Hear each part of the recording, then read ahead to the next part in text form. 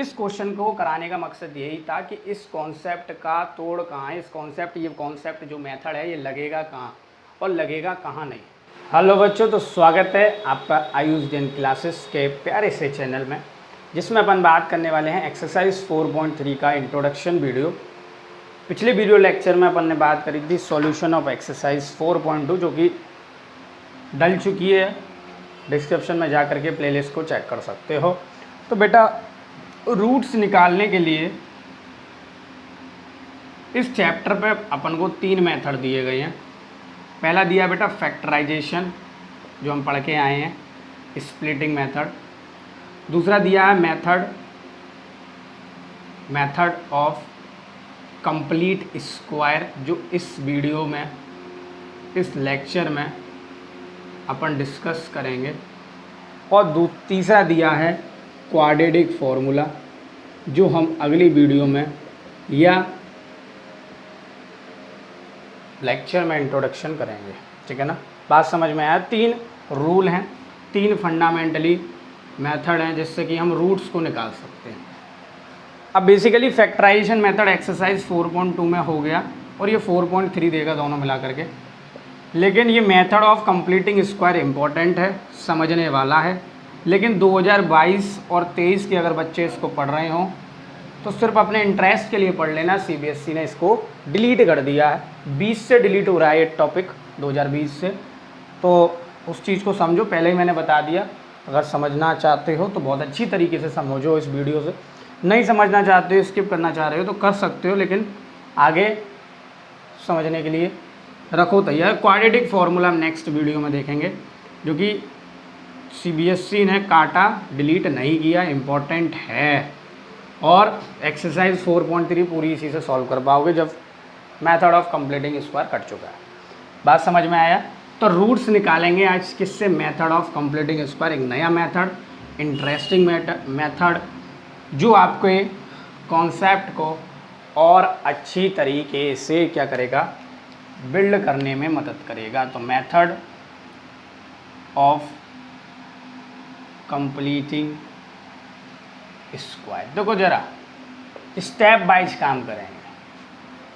मैं जितने भी कॉन्सेप्ट्स को कोशिश करता हूँ सारा स्टेप दौर पे काम करूँ, तो 3 स्टेप में ये मेथड ख़त्म हो जाएगा। सिंपल आपको मेथड समझना है, कॉन्सेप्चुअल लगेगा तो इसको लाइक सब्सक्राइब करो और आगे बढ़ने के लिए इसको बेल आइकन दबाओ। तो एक इक्वेशन ले लेते हैं, जैसे इक्वेशन ली मैंने 2x² एग्जाम्पल नंबर, आपकी टेक्स्ट बुक का है ये, I think example number 7।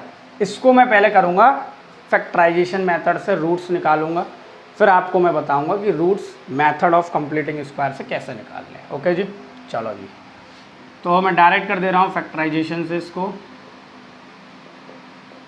Okay ji, product में उसे 6 चाहिए था और प्रोडक्ट में 6 आ रहा, ऐड करके 5 चाहिए था।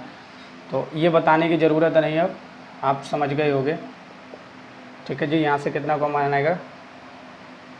माइनस के 1, एक्स माइनस के 3 common, x minus 3 is equal to x minus 1।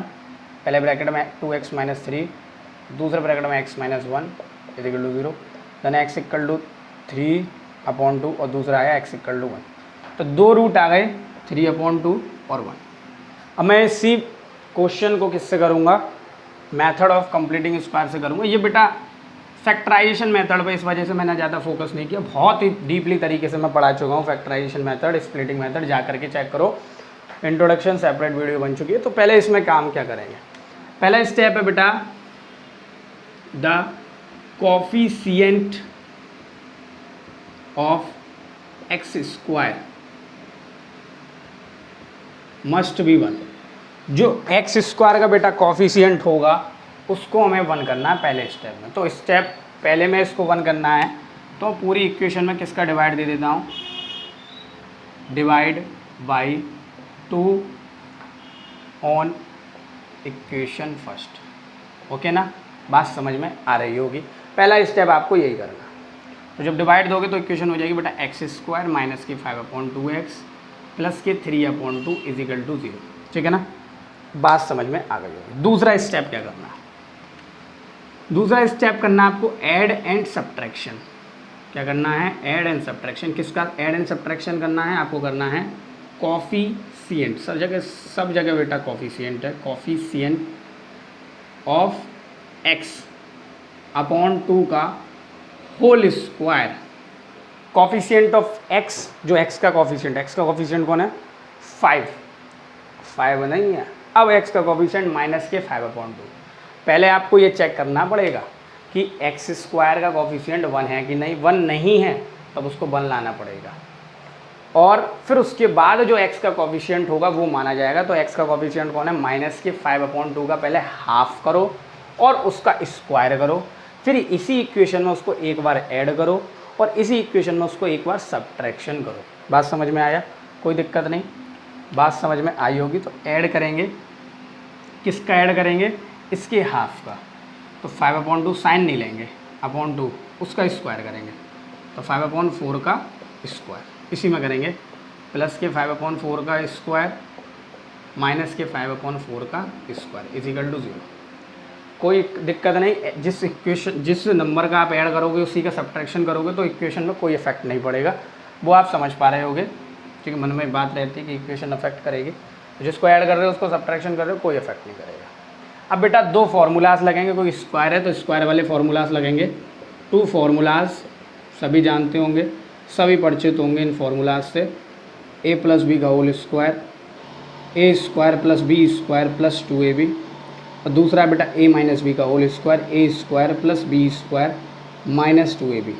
अब यहाँ कन्फ्यूज़न रहता है बच्चों में, यहाँ प्लस की जगह माइनस लगाते हैं, तो कन्फ्यूज़न को दूर करो, हमारे साथ बनो कि +2ab आएगा और यहाँ -2ab आएगा माइनस वाले के साथ। तो यहाँ समझो इसका यूज़ करना है। अब देखो ज़रा ध्यान से समझो, डीपली समझो। a² + v² - 2ab। अब जो ये देखो पहले तो कौन सा फॉर्मूला आएगा, a + b वाला लगेगा कि a माइनस, ये डिसाइड करेगा x के जो कॉफिशिएंट का साइन है। अब यहाँ के x के कॉफिशिएंट का साइन माइनस का है तो डिसाइड कौन करेगा, a - b का होल स्क्वायर यहाँ लगेगा। x के कॉफिशिएंट का साइन यहाँ प्लस होता तो a + b का होल स्क्वायर लगता। तो मैं क्या लिख दूंगा इसको बेटा, x - 5/4 का होल स्क्वायर। ये कैसे लिख दिया आपने, आप देख पा रहे हो, a² + b² - 2ab। नहीं तो आप ब्रैकेट खोल कर चेक करो, यही दोनों आएंगे लौट करके, ये वाले और ये वाले। ओके जी, बाकी के जो बचे वो उनको एज इट इज लिख दो, प्लस के 3/2 माइनस के 25/16। इसको खोल दिया मैंने। बात समझ में आ गई, कोई दिक्कत नहीं। अब मैं थोड़े से स्टेप्स को कम करूँगा, जगह नहीं है मेरे पास। x - 5/4 ये हो जाएगा एलसीएम लेने के बाद 16। इसका इससे डिवाइड दिया 8 देखिए 24 -25, तो मैं स्टेप कम कर देता हूँ। 24 - 25 माइनस का 16, माइनस के 1/16। Okay, is equal to 0। जब ये उधर जाएगा तो हो जाएगा प्लस के 1/16। जगह नहीं है, इस वजह से करना पड़ रहा है स्टेप, ठीक है ना।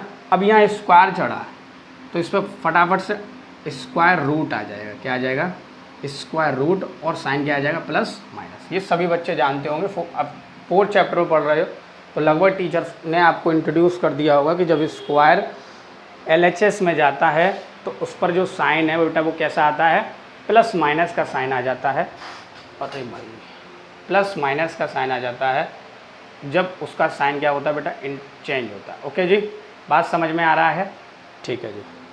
अब 1/16 खुलेगा तो बाहर आएगा बेटा, बोलो ज़रा, ये खुल के आएगा +- 1/4। 16 का 4 हो गया और 1 का 1 हो गया। ओके, बोर्ड साइड दिख नहीं रहा है तो जस्ट 2 मिनट रुकेंगे बस, ठीक है।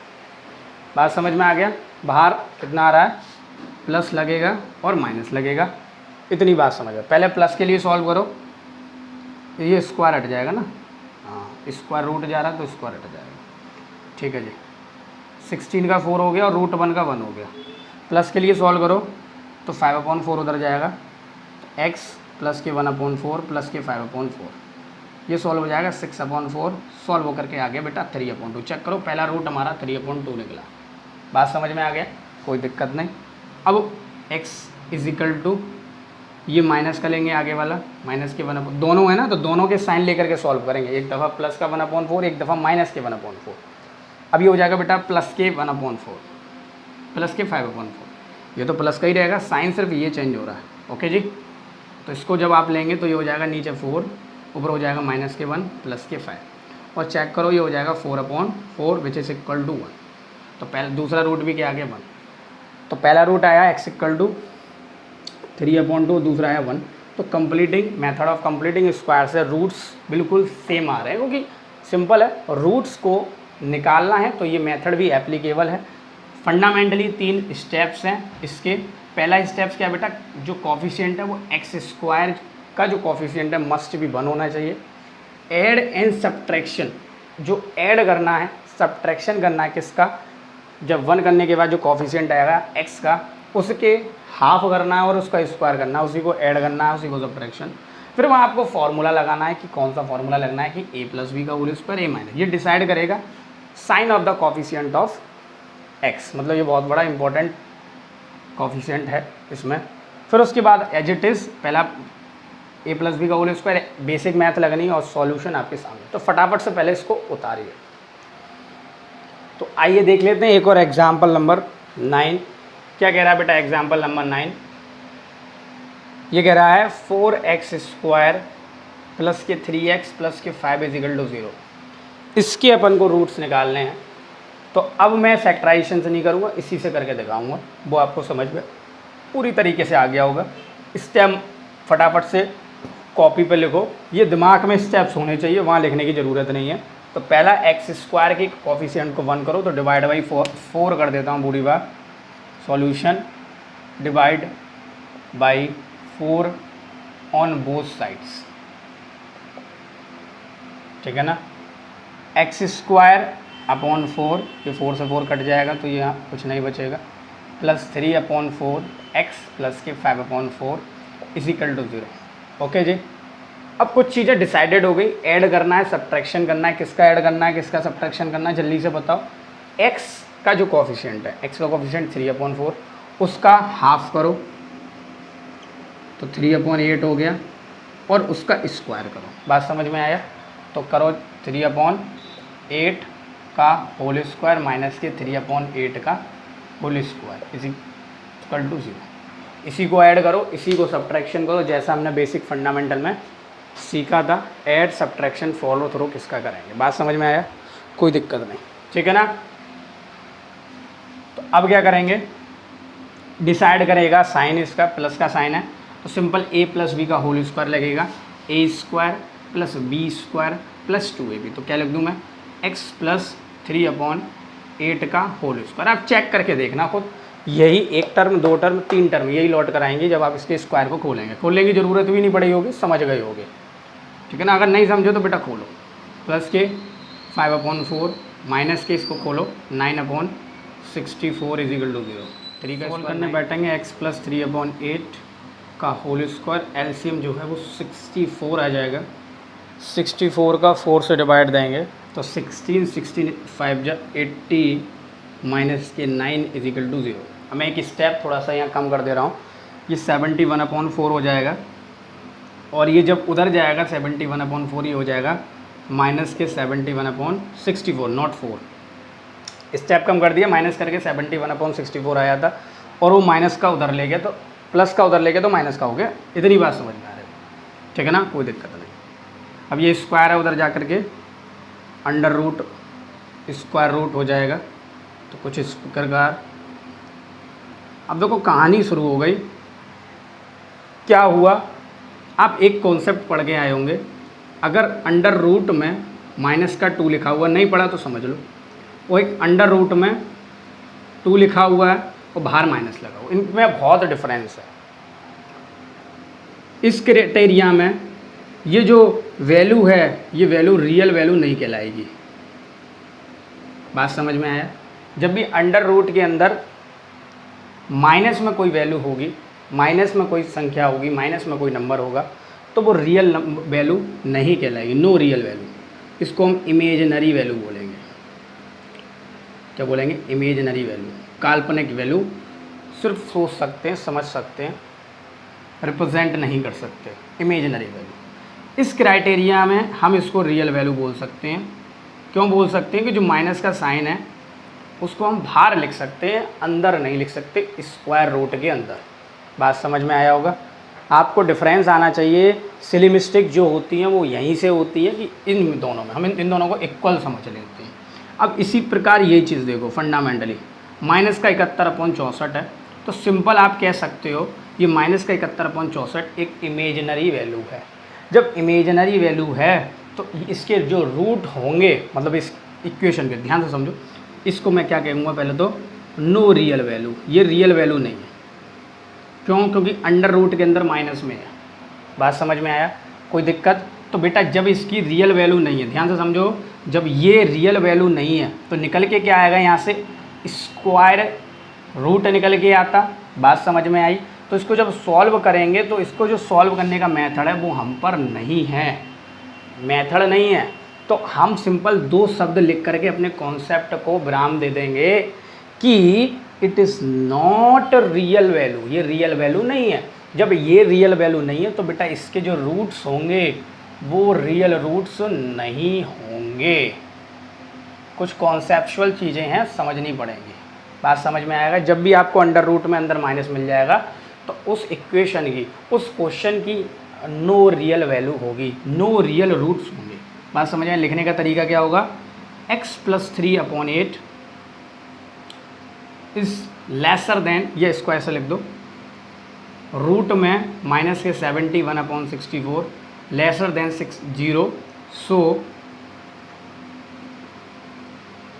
It has no real root. बात समझ में? इतना शब्द कर दो, कहानी ख़त्म। इस क्वेश्चन को कराने का मकसद यही था कि इस कॉन्सेप्ट का तोड़ कहाँ है, इस कॉन्सेप्ट, ये कॉन्सेप्ट जो मेथड है ये लगेगा कहाँ और लगेगा कहाँ नहीं। एग्जाम्पल नंबर मैंने 8 इसी वजह से स्किप किया क्योंकि इसमें मैं ज़्यादा काम करने वाला हूँ, क्योंकि यहाँ पर जो वैल्यू निकल कर आ रही है वो नो रियल वैल्यू है, उसके रूट्स नहीं है, उसके रूट्स नहीं निकाल सकते क्योंकि वो कॉम्प्लेक्स वैल्यू है। आगे सीखोगे ये सारी चीज़, इमेजिनरी वैल्यू वगैरह वगैरह, तो इसके रियल रूट नहीं होंगे, रूट्स आप नहीं निकाल सकते। अब ना तो फैक्टराइजेशन से, ना आप इस मेथड से, और ना आप आने वाले क्वाड्रेटिक फॉर्मूले से। बात समझ में आया? तो no real roots, so we cannot find them. बात समझ में आया? तो मेरे हिसाब से introduction video method of completing square बहुत ही कॉन्सेप्चुअल लगी है तो बेटा आगे इसको शेयर करो, आगे बढ़ते रहो, पढ़ते रहो आयुष जैन क्लासेस के साथ, और आगे आने वाली वीडियो को देखते रहिए।